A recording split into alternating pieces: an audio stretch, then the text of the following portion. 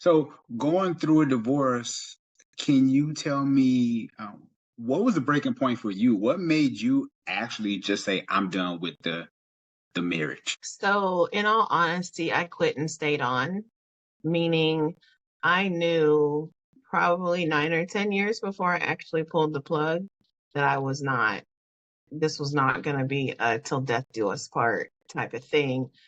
For one, I never wanted to get married in the first place. Um, I did it going back to, well, what did we learn from our family? And so I thought, well, if I marry my daughter's dad, then he has to be in her life. It's a protection for her. I don't want to be a single mom. I don't want to be a baby mama. There was like all these connotations and these expectations that I had placed on myself. And so um, I actually got pregnant when we were engaged. And so when my daughter was 4 months old, my oldest daughter, when she was 4 months old, I acquiesced. That's the nicest way I can put it, Mm. because he kept pushing, like, wedding, what do you want to do? Plan, like, yeah, this is not my jam. Like, this is not even my vision for my life. Like, but you can't, I didn't have the words to articulate that to him at the time. Like, we were, 20, I was, what, 20, I had just turned 21 years old.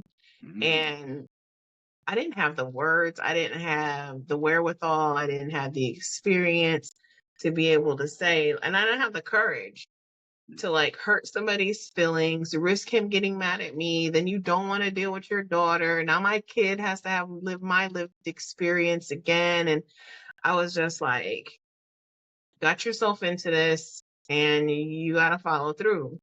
And Mm. so I think I went into the marriage with knowing it was never forever. As a matter of fact, I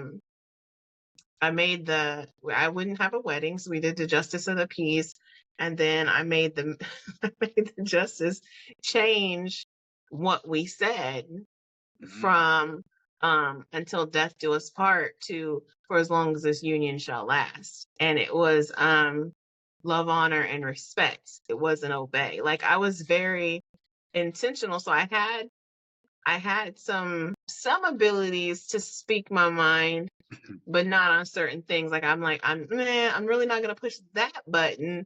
But if we're gonna do this marriage thing, then I took my vows really seriously. So if I would have did the death to you, like, that would have felt like a prison sentence. Like, I'm doing life. I don't. And so in my mind, I went into it with an understanding that I'm just gonna get my daughter through high school. Once Mm. she's 18, then we can. And so I'm like, okay, this is an 18-year commitment. Um, yeah, and then I didn't want her to be an only child, so then we had a second child, so that adds another 2 years onto it. And so at that point, once we were together for 18 years, um, 16 of it married.